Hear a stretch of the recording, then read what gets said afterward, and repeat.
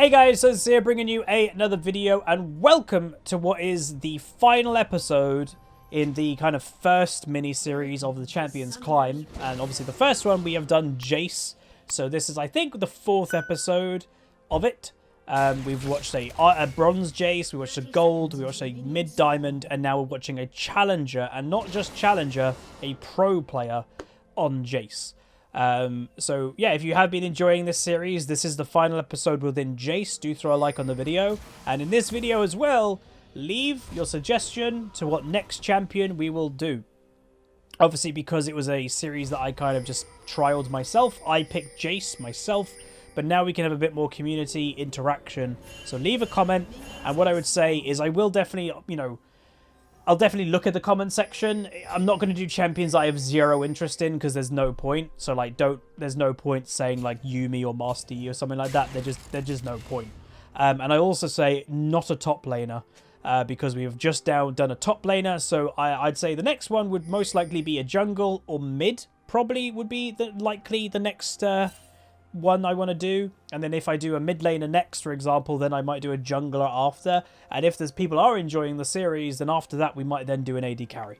I don't know if I'll do a support. I don't know how much people would enjoy a support spectate, because obviously that is kind of a support a lot of the time is just kind of chilling in bot lane a lot of the time. But I will, well, support might be good because low rating to high rating supports are very different. A low rating support is that person that will just sit in a bush not really doing anything, versus a challenger support will literally be insanely aggro and active. So maybe it would be worth doing that. But anyway, we're watching this one though, Jayce versus Gragas. I played Gragas top lane not too long ago, and it was very good, incredibly good. I think it's actually underrated right now. But I will say one thing that I already know is this Gragas does go full AP. I don't think full AP is the better thing to do on Gragas, mainly because Gragas can be hybrid. He can be tank and AP, and I actually think it does overall more damage than full AP, because full AP is really squishy. He's going to get killed pretty easily, where Gragas, tank items, especially the Mythic, the Sunfire, etc., is insanely strong still. So just get that on Gragas. That gives you survivability and also decent damage, then build some ability power. But this guy does go full AP, so that is one thing worth noting. But obviously, is a challenger player, so, in their mind, they're a challenger player. They think it's good, obviously. Anyway, level 3. Looks like a dive might be on. The Decane is committing a lot of time to this, by the way. And it's risky. If it goes bad, it could end up in a double kill for the Gragas because a tower is involved in the early game. The Gragas was low health, but using his passive is managing to regen. But a lot of minions. Oh, that's a bad miss. But they're going to go for it. All-in's happening. Tower is tanking. Kayn is going to make it out just. Gragas does survive. But now there's an Annie in top lane as well. He gets battered. And then the flash, and they will get it. A little bit messy. Definitely a bit messy. So, even though it's a challenger game, the whole idea of this series is kind of moving up the ranks and seeing, do we notice any differences? Well, the first difference I think we can notice, but it's not just a Jayce thing, but is aggressive plays. Where else in Challenger is diving a tower this early? Another thing, we can pause to explain the point more. When have we seen in any of these episodes the Jayce wanting to give up lane pressure? This Jayce is teleporting bot lane at level 4 now because he's completely okay with it. Because the whole point with Challenger, and what you'll see a lot with higher ratings, is and by the way, the sound's got a bit weird, hopefully it fixes itself. There we go. They obviously want to get individual leads, but if your bot lane gets absolutely owned or your mid lane gets absolutely owned, then you're probably going to lose the game. That's just the way League of Legends is. It's a snowball type of game. So challenger players will do anything they can to stop a big snowball situation happening, even if it's a top laner teleporting down in bot lane at 4 minutes into the game. That's very common. So already that's a difference that we're noticing. But again, not specifically a Jayce difference, but it's a challenger difference. Meanwhile, Gragas definitely overstaying. Maybe he didn't expect a Kayn, but he's now in trouble. He does pop his phase rush, which might help him actually run away, to be honest. Alistar is on his way too. Will he get there in time? They will have the Jayce speed up gate, which is there, which will enable them to get closer, but maybe not close enough, and the Gragas will survive. So again, very aggressive. Gragas does overstay but survives. You know, again, an Alistar roaming top lane at this state of the game. It's all about map pressure. More than just top pressure, it's map pressure. So that's what I've always said. Oh, I'm a top lane main, how do I climb? You know, I can win my lane, but then the game's over. You'll see that this Jayce is, yes, winning lane, but he is already roaming to bot lane. And the Alistar, he's doing well as support. How do I carry a support? He's going top lane. It's about having global map pressure, not just your specific role. But also, it's that balance of not sacrificing too much in your lane for roaming. Like this obviously, because of the matchup and everything, Jayce is clearly ahead in farm of the Gragas. So yes, the Jayce can roam bot, but is still ahead in farm. I'm sure, you know, if he got owned in the early game, then maybe you need to play a bit more defensive. Be like, oh, I can't actually teleport bot lane because I would lose too much for that teleport. So it's a balancing act is what it is. So Jayce is going to do a little bit of jungle farming before he heads to lane, just clearing that up. And Gragas probably is slowly going to push the lane out. Again, a very basic way of telling, is the lane pushing or not? Count the minions. It's the most basic way of knowing. You know, if there's 6 minions on red and there's 10 minions on blue, there's more damage coming from the blue side, so it's going to push to you. And the more minions and the bigger number advantage there are minion-wise, the faster it will push. So anyway, Gragas going for a bit of an all-in. And I picked this matchup, by the way, because even though it's a melee versus kind of ranges matchup, it ain't a free matchup.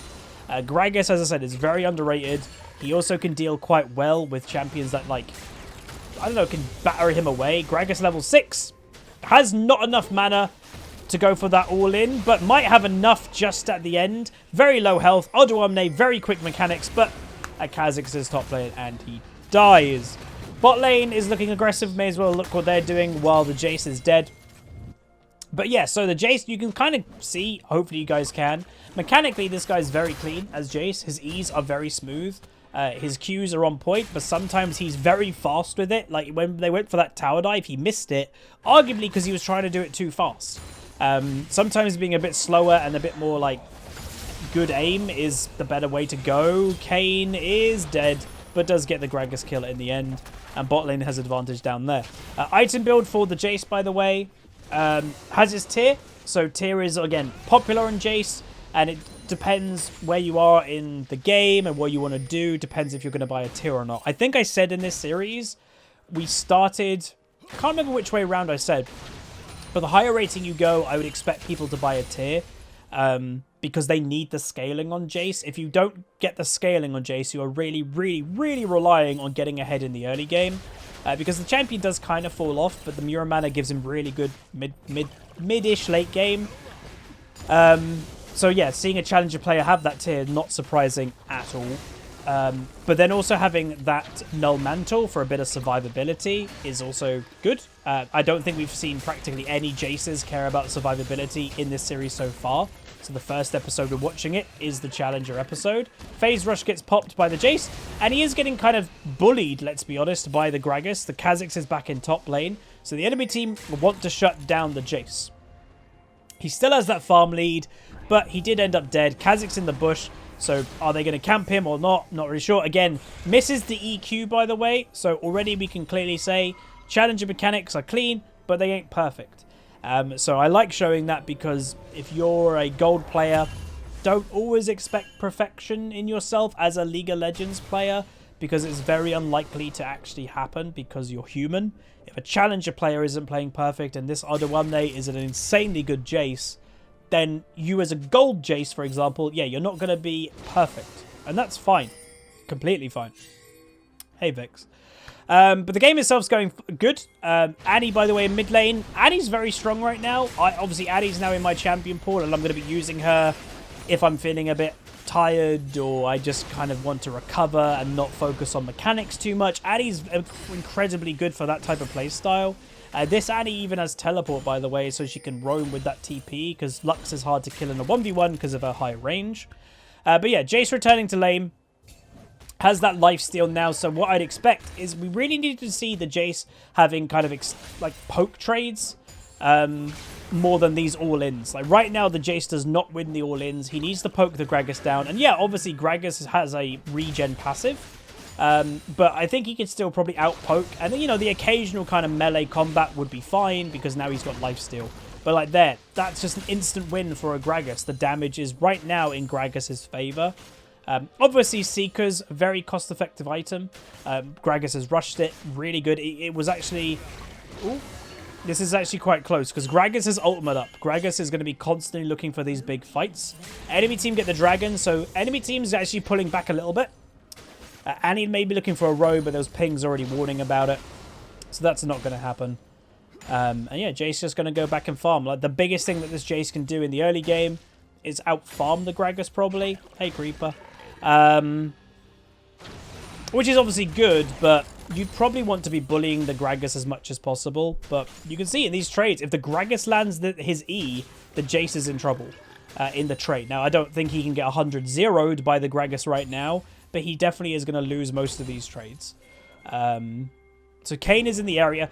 That will give confidence, like growing confidence to whoever, you know, wherever you are, if your jungler is nearby. But there's also now a Lux, who is Lux mid, who is 20 farm down, by the way. We spoke about it earlier that you have to have global pressure in order to carry games and climb consistently. But you have to do it when you're not getting punished. She is 20 farm down right now, going for a roam. That's arguably not a great thing. Meanwhile, a big fight might be breaking out. Jayce looking for that combo. Again, look how quick his combo mechanic is. That's a big difference that we've seen. Like, this guy is so fast with these combos. Meanwhile, they do get the kill on the Kha'Zix. That compared to the other Jayces that we've watched in this series, he's way faster. That doing his combo instantly into the melee to get the maximum damage output. And what you'll also get with really good Jayces is the highest actual damage output. Meanwhile, they're going for another gank. Lux is still in top lane, weirdly. Alistar's around. Not much damage coming out, though. Gragas getting shielded by Lux as well. Don't think they're going to get that kill. Lux misses her ultimate, and that will be the end of that. But really good Jayces in that big combo, when you know you can go for an all-in, you'll do the EQ combo in range form. You'll press W just before you transform into hammer form, and then that actually does empower your auto attacks. In W, it gives increased auto attack speed with hammer form, and that's actually more damage output with all the combo considered. Meanwhile, Gragas again going all in when Jayce misses that Q. But the poke is a little, you know, happening here or there, but I'd say you have to be careful. Kha'Zix is bot lane, but again, where's the Lux? Lux weirdly has lived in top lane a little bit recently. Want to see him stopping that. Nice, hits the EQ, not much damage done. Kayn, though, with the Alistar, they're going to go for the dive. Jayce coming in, doesn't give up, walks through the tower because he knew he didn't have, you know, aggro. The Alistar was taking the aggro from the tower, so that was good decision making, and they do get the nice kill there. So calculated aggression is the way that I'd say that this Jayce is playing. They're very clean. Sometimes, does survive because the Lux is not very strong right now. But very clean, very good mechanics. But, you know, sometimes is being too quick. He hit that EQ then, like, to stop the base. But again, that's the type of thing that if you're doing it too fast, it can go wrong. But luckily, that time it went well. Meanwhile, Jayce now has completed his mythic, He's got Eclipse. Very strong item on the champion. Arguably, really the only one that you'd go on the champion as well. Meanwhile, a teleport is happening. Really nice escape, actually, potentially by the Kai'Sa. Annie really waited on her stun for some reason. Oh, nice batter swing by the Jayce. Can they get the Leona? Yes, they do. Really patient tibbers by the Annie. And as we mentioned, how to carry? Well, he's winning top lane. Well, he's now going to bot lane and helping his team down there. So that's the big thing that we can notice in this Challenger episode compared to most of them. Is, yes, I think the Diamond one. Oh, Kha'Zix gets stunned, gets rooted. Will Annie live? She has her shield. Will Jhin die? Very likely, because the bug is also very strong right now. And there you go. Meanwhile, Kayn. Very sloppy death by Kayn. Very questionable. Don't know why he was basing there. That would actually probably annoy the Jayce, to be honest. Also, though, Alistar top lane. But yeah, as I was mentioning, we have seen, like in the Diamond 3 episode, they get the kill there, that I think the Jayce did roam in that episode. And we started to see, the higher rating we went, the more roams happened. But he only did that, like, 10 minutes into the game. This Jayce started to do it 4 minutes into the game. Like, that's the point. That's what Challenger is. And Orthrod, thank you so much, dude, for the 25 months resub with tier 1. Appreciate it, appreciate it. And really, what we've also seen, by the way, and this is something that if I played a bit of top, obviously I'm going to be maining mid in the new season, but I use teleport for the most part as a top laner to go back to top lane. This Jayce has used teleport twice this game, and both have been to bot. that global pressure. Like, that is definitely something that if I wanted to play more top, I would need to get better at, is having global pressure in bot lane, roaming maybe a little bit in mid. But yeah. And Kitsune Mifune, oh god, 9 months tier 1 sub. Thank you, thank you, thank you. So they have lane swap, by the way. Why have they lane swapped? Well, with the pressure, they actually have taken out the bot lane tower. So the enemy bot lane has now gone top lane in hopes to try and get this tower. It's kind of the natural way of things. But obviously, Jayce is quite strong. He's got decent wave clear. He's also ranged, so he's not as kind of vulnerable as a melee, you know, against a Leona. So he's actually going to be a lot harder to deal with than probably the bot lane would have expected. And they're actually not that strong right now. But Jayce, what he's going to get the tower. I was kind of expecting him maybe not to DPS the tower and let the cannon minion die to the tower, but he doesn't. Dragon goes down, misses the Tibbers, does the Annie. They are trying to get the Kha'Zix, though. Gragas is obviously down there. He is going to try and survive. He's waiting for a Z, doesn't get it up, and meanwhile, Jayce is staying top lane. And he will probably kill it. So again, also knowing when you need to be with your team and when you don't need to be with your team. One, he doesn't have teleport, so he can't instantly go help his team.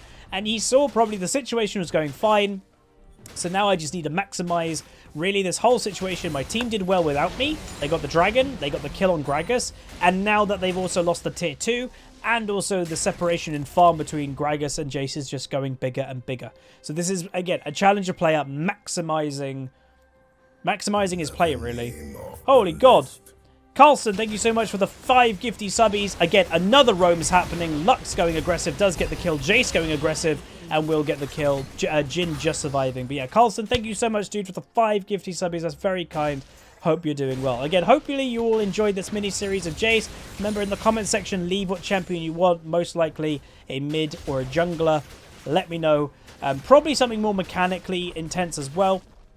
Because, again, it's really good to see the mechanical differences between the ratings. And Jayce he's kind of mechanical, but also not at the same time. It's a bit weird for me to explain. His mechanics are combos. And if you learn the combo, it's pretty basic. So Jayce gets the tier 1 in mid. Is going to go down, though. Can he do DPS before he dies? He does a little bit, but not enough. And he will go down. Arguable that he shouldn't have done that. He gave a shutdown to the enemy team. Yes, he got tier 1, but... Ooh, Kha'Zix going aggressive. Kha'Zix things, I guess. Literally Kha'Zix things. Season 11 Kha'Zix things, and he will survive. Wow. But yeah, like... I lost my train of thought. Oh, yeah, he got the tier 1, but that was inevitable. That was going to die anyway, probably in the next couple of minutes. So I think he could have backed off a little bit earlier and been okay. Yeah, Gore Drinker, very insane item right now. So even though, yeah, Kha'Zix is an assassin, shouldn't he have a Drakthar? Not necessarily. Like, it is such a strong item. Healing is just still insanely broken. And it is unfortunate that Riot, in one of their like dev updates before all the new items, was like, we're going to get our control on healing. No, the opposite's happened. Healing has got worse. So unfortunately, Riot has definitely not... well, the balance is all over the place with the game as a whole, but... healing is definitely a problem. But anyway, Jayce getting blue buff. Again, maybe Annie would like that, but Jayce is more poke technically than Annie, so blue is probably better on him overall. Annie potentially in trouble up in top lane, has a bug going for her who is 7 and 2. Will she get one shot or will she one shot him? He's also insanely tanky for some reason, and she will make it to safety, so she survives. But, yeah, okay, he's got Asterix. That's why he's insanely tanky. He, for some reason, has Asterix as a Kha'Zix. Kayn getting caught out. Getting triple killed. He does survive just for now. He then does the healing. He's still not dead. He just dies there. Took ages to kill Kayn. Tier 2, though, drops by the Jayce. Again, getting global gold. Like, if we look right now, 9.4, 6.3. Yes, the KDAs are quite different, but farm, tower pressure, the gold difference is 3,000 just between the top laners, which is basically the gold difference as a whole. Because also the gold difference between the junglers is also 3,000, but in the Kha'Zix's favor. So yeah. Anyway, Night Harvester, built for the Gragas. Again, that full AP that we did speak about. Obviously, he did go for the Seekers, which did help him in the early game. But, yeah, not enough probably. So, Muramana for the Jayce, obviously. Really strong item when it scales. Gets the Kai'Sa. Again, that instant combo. So, again, that I can't stress enough, if you just watch these episodes back to back, one of the biggest difference I'm noticing mechanically from this Jayce is how quick he is. Like, literally how quick he is.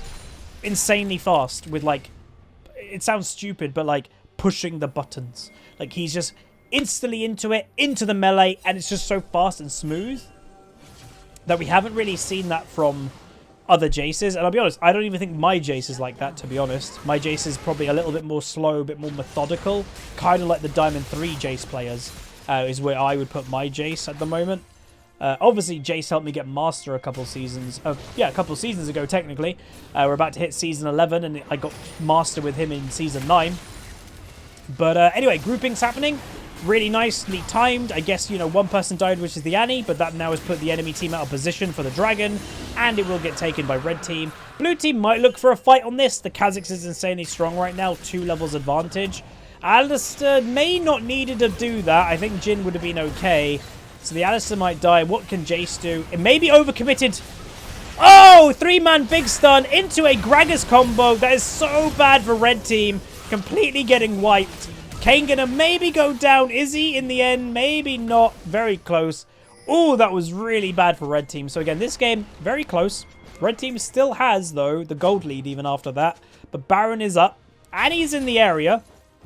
Does the enemy team have the, you know, confidence to do Baron? I'd honestly say it's risky because it's only 20 minutes into the game. Death timers are short. And it is going to take you a while to kill this Baron at 20 minutes. So I'd say this is a risky play if the enemy team do decide to go for this Baron, because Jayce is about to respawn, has teleport up. So here we go. Baron is being done. Jayce, by the way, Edge of Night second. And here we go. So Annie should be starting to look for this very soon. Leona looking aggressive for the Kayn. And he misses the tippers. Oh, Jayce coming in, though, with the teleport. Enemy team now on the back foot, and this is the point. It's very early into the game. They're still pretty squishy, and now they're going to die. Keep that up. Keep that up. Okay, so Jayce did the right thing. Good knowledge about like what he should be doing. The Baron only had 2,000 health on it. Let's kill the Baron, and there you go. I've said it literally for years that Baron loses more games than it wins. The enemy team did well. Really big comeback. Gets a lot of gold. And then for some reason, let's do Baron, and ended up giving all of that like potential swing all away. And look where Jayce is, by the way. So they're going to get the Kha'Zix, but the Jayce, at the end of the day, even though it's a little bit annoying, at the end of the day, it's about winning the game. Jayce saw an opportunity. We had some minions down there. I can go open up the base. And yeah, instantly opens up the base. I don't think they'll get anything else from it. It'll be pushing it a bit if the Jayce wanted to stay for it. But there we go. So overall, really good swing. Jayce did high damage in that fight. Arguable that the enemy team shouldn't really have done that, to be honest. And the enemy team are probably going to be a bit angry about that, so I wouldn't be surprised if they're just going to chase after the Jayce. Someone at Zyro comment Twitch chat is saying I'd make for a good caster and for league events. You can do both color and play-by-play really well.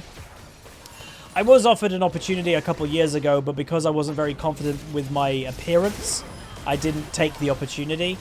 Because, you know, my audience is used to how I looked, but I didn't like the feeling of going to a new audience completely and be like, hey, I'd probably do it now. I'm a lot more confident with how I am as a person now. But who knows? Maybe I need to get into proper casting. Obviously, good friend of the channel, good friend of mine for many years, Foxdrop. He's a caster. He just got, I think he did All-Stars recently. He did a couple LCSs here or there. Yeah, if ever Riot offered the opportunity, I would probably take it now. I don't know which one I would do, though, because obviously when you go to pro level, you have to pick play-by-play or you have to pick color. I'm not really sure what I do. And if you don't know the difference, play-by-play is describing what you see. Jayce just battered away the Leona. He's looking aggressive. You're explaining what's happening. Kha'Zix just got a triple kill, by the way, over there, apparently. Color casting. Meanwhile, what can Jayce do? Probably going to try and run away. He has the Gragas ultimate. He's going to get CC'd. He is going to go down. Color casting, the way that you have to think about it, and the enemy team, Ace, red team, by the way. The Kha'Zix just killed everybody. Basically, you're filling in the gaps. Think of coloring in a color drawing. You're filling in the commentary. So a play-by-play will say what happened in a team fight, like visually. Gragas hit ult, Kha'Zix, blah, blah, blah. Then color, after the team fight, would then explain how it happened. So that's kind of the difference. How it happened, what's the implications of that happening, what's the scaling in the game, what's the items like happening. That's color. So I do both because I have to kind of do both in my commentary. But I would probably specialize. Well, I have to specialize, really. But yeah. But anyway, that wasn't great by the enemy team. They do get the inhibitor, though, which is good by the Jayce. But there, you know, he has had a little bit of a pattern of overstaying maybe a bit too much a couple of times, which has got him killed. Item build, though, very basic. Normal item build for Jayce. It's the standard, really. And I've always said most champions, you shouldn't really focus on having a cookie cutter build. Like, you should be building the same thing every game. And obviously Riot in all their new items, one of the big things of that is that they wanted to get away from that. That is, like, they don't want to make items predictable. I'm going to be completely honest, items are still predictable. Jayce is a champion that generally has a cookie cutter build, that you're mainly building this every single game. There's not really a difference. So auto attack damage on the Leona quite high. Fight breaking out, and he lands the stun. Will that get the Kha'Zix? Fight breaking out. The Jayce versus Kai'Sa was actually quite close. Lovely stun by the Alistar, or knock-up, I should say. Leona going to go with the Jayce. He does get the extra kill. 10-4-4 so far. Gragas looking aggressive. Maybe in trouble, though. Jayce on that health. Look at the aggression level. The Jayce is okay with going in when he was so close to death. Does survive just. And maybe the Jhin can catch up to the Gragas, but be careful of a turn. It's very likely to happen. With then, unfortunately misses the EQ. I'd imagine Gragas might actually now get away. He's going to slow. Dragon's up. Jayce is changing his mind. He's thinking of the bigger picture. Instead of going for the Gragas, he's going to go for the Dragon, which overall is just better for the game. Annie going for the Lux. This Annie's had a very mixed game. By KDA is 7-2, but we've seen her miss many Tibbers and many stuns. So it's a bit odd. But anyway, with the pressure that obviously the Jayce opened up in top lane, there is minions opening up. Jhin staying around on the Gragas. Oh, gets the auto attack, and let's be honest, the Collector. Again, still one of, to me, the dumbest items in the game. Like a lot of the items are strong, but I just think it's literally taking what we call in the UK. We take the whatnot. It's like taking the P, if you know what that phrase is. It's taking the whatnot that a execution is supposed to be a really kind of big mechanic, and they put it in an item. To me, that is just, I don't get that. I personally just don't. But anyway, item build for Jayce. He's completed his, oh Jesus Christ, Seraldal. Oh my God, how do you pronounce that? Seralda. There we go. Seralda's Grudge. Jesus Christ, I've never said that item out loud. Really good item for Jayce. If you also notice, damaging abilities slow enemies for 30 seconds for 30% for 1 second. You hit your Q, ranged Q, you are now slowing the enemy. Nice snipe. You are then slowing the enemy. So yes, Jayce, pretty good. He's fighting the Kha'Zix in the 1v1. He goes over to minions to get rid of the isolation. And now walks away. But he's very strong. Even that Kha'Zix might not have been able to take on that Jayce. Now you'll probably see poke. He hits the Kha'Zix. Predictably, he's in the bush, to be honest. He's going to get vision over there. And now you'll probably, you know, oh, Gragas ultimate. Not a great ultimate there. And they're going to maybe back away to the Baron. Kha'Zix is probably looking for this because he knows it's a big deal. Enemy team walking forward. Baron is not being done. Alistar going to go for the engage. Gets stopped by the Gragas so far. The combo is going to happen. Gragas getting owned. Jayce going to go on the Kha'Zix. Look at the damage output. With then the Annie on top. Gets the stun. And then the Jayce combo. Easy peasy lemon squeezy. Probably now going to walk into the enemy base. And with the damage that obviously the Jayce can deal on towers also is incredibly, incredibly high. So overall... Oh, no. He just teleported.